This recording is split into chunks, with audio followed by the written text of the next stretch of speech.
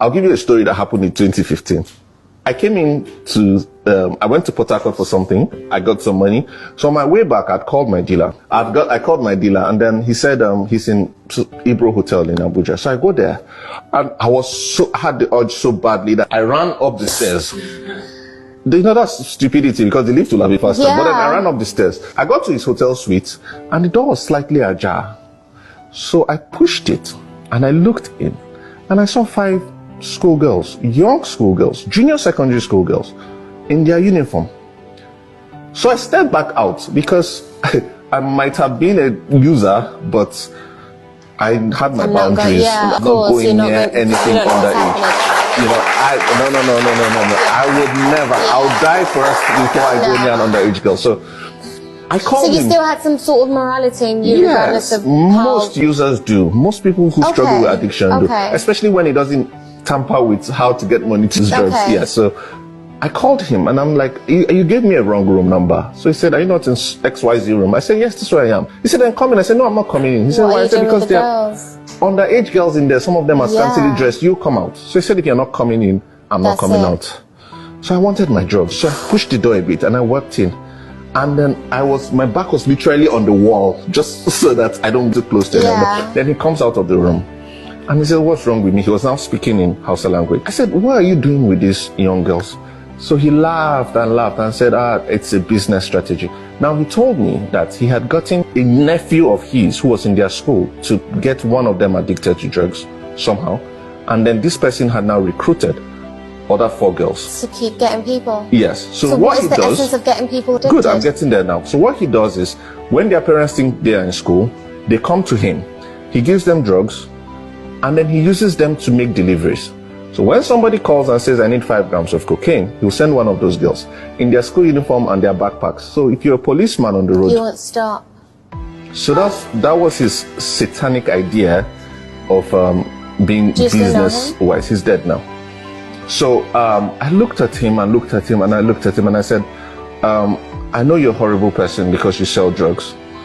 But what you're just doing with this, I mean, hell has a special place for you. So he said, just get out. It's business. Just get out. No, I still did. I have to be honest. I did. I got what I came there for. And I felt sorry for these girls. Now, the reason I'm telling you this story is because in 2020, which is what I was talking about, when my wife and I and our team... You're married? Oh, yeah, I'm married with 2 girls. So my wife and I and our team went to the bank.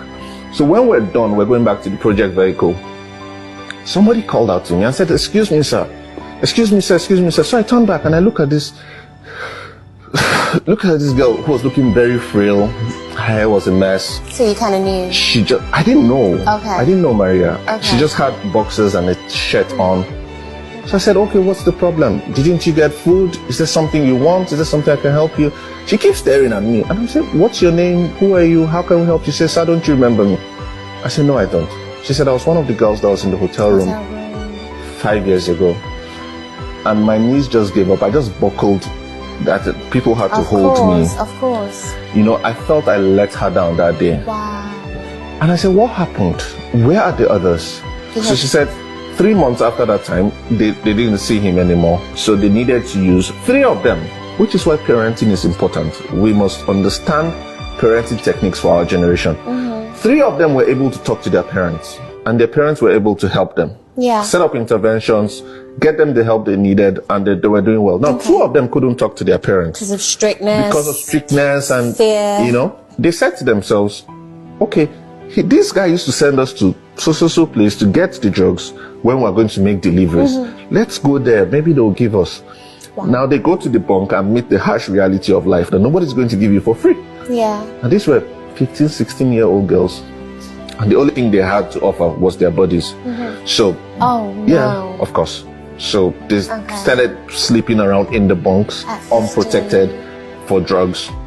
The second person was able to, her parents noticed what was happening and they took her away, got her help, but she couldn't still talk to her parents. She eventually got HIV. Now when she got HIV, she now decides, okay, let me go home to talk to my parents.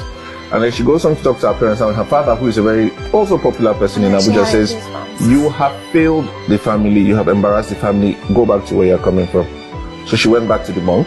So now she was living in the bunk as a staff of the bunk. So they send her, go and buy cigarettes, go buy a bottle of beer. The same thing that she knew. Go and deliver this to so person. Then they just gave her a bed. Yes, something. So worse than a bed. And they're paying her 1,500 a day, which she'll eventually use to buy more drugs.